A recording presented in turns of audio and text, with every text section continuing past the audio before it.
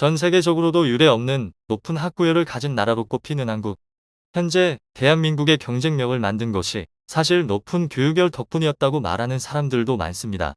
그런데 최근 조선일보와 영국의 글로벌 대학 평가기관이 공동으로 실시한 2021 아시아 대학 평가에서 우리나라 대학들이 2년 연속 10위 안에 들지 못했다고 하는데요. 2009년 아시아 대학 평가가 시작된 이래 최악의 성적표입니다.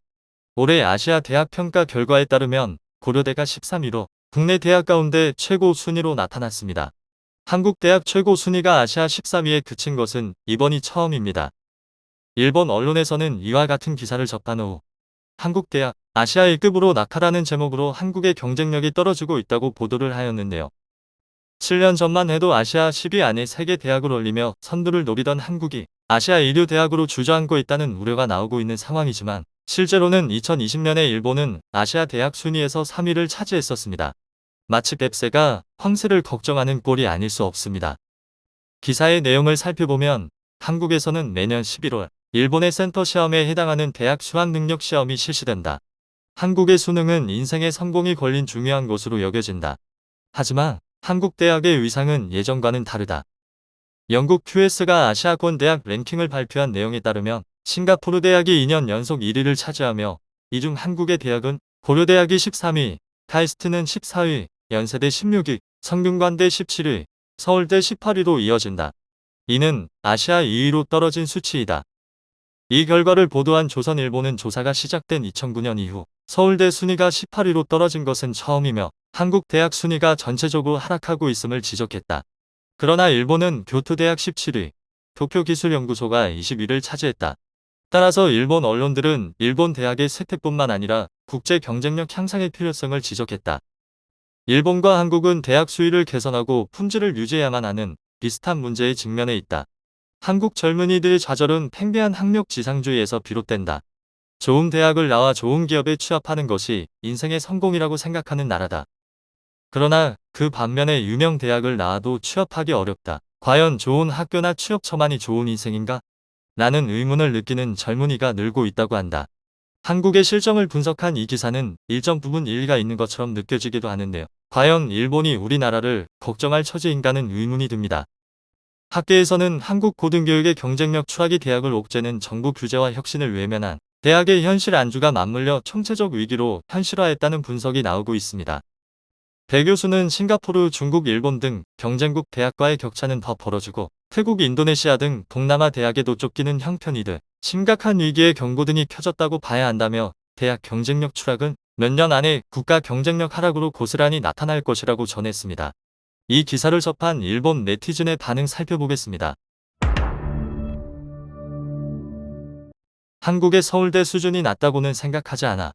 마찬가지로 일본의 동경대, 경대, 동공대의 수준도. 다만 세계에서 학생이 오지 않는 것은 사실이야. 그것을 대학 수준이라고 하면 받아들일 수밖에 없어. 메이지 후기부터 쇼와 초기까지는 아시아의 우수한 인재는 거의 예외 없이 일본에 배우러 왔었는데 안타깝다. 영국은 대학 들어가기 위해 학원에 다니고 공부하는 수험 전쟁이 없어. 일본과 한국의 고등학생의 공부량은 세계 톱 레벨일 것이다. 그래도 일본과 한국의 대학이 세계 톱 레벨에서 멀리 있다고 하는 건 수험 자체가 무의미하고 비합리적이기 때문이지. 영국의 대학과 같이 학교의 공부나 과외 활동으로 대학에 들어가는 시스템으로 바꾸는 것이 좋다고 생각해. 대학에 들어간 후에 맹렬히 공부하는 것이 세계의 표준이니까. 대학에 들어가기 위해 고등학생이 밤늦게까지 학원에 다니고 게임 금지라든지 금욕적인 생활 보내고 있는 모습은 국제적으로는 이상하게 밖에 보이지 않아. 한국의 대학은 7할이 추천 입학이야. 그중 서울대는 80%가 추천 입학이다. 이제 레벨 운운의 차원이 아니다. 대학의 레벨은 모르지만 정치가의 레벨은 확실히 나쁘겠지.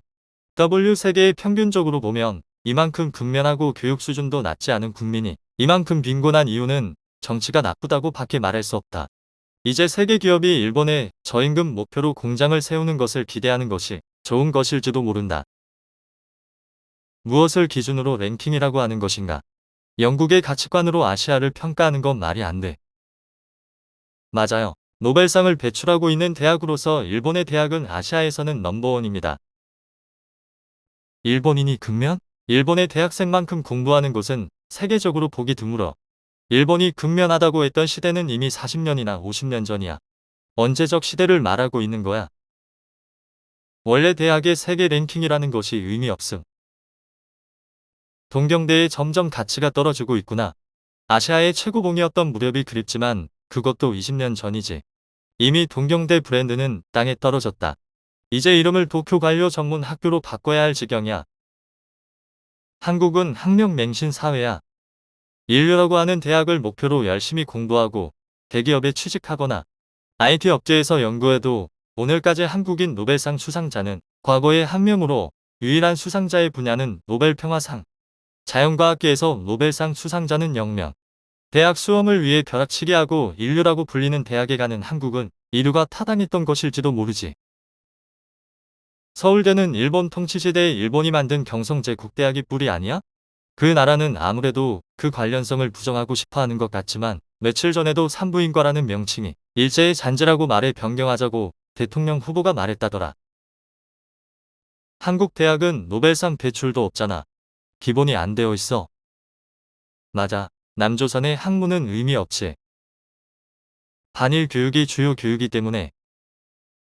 조선일보, 중앙일보, 한겨레 신문, 와우코리아, 연합뉴스 이러한 미디어는 그만 보고 싶다.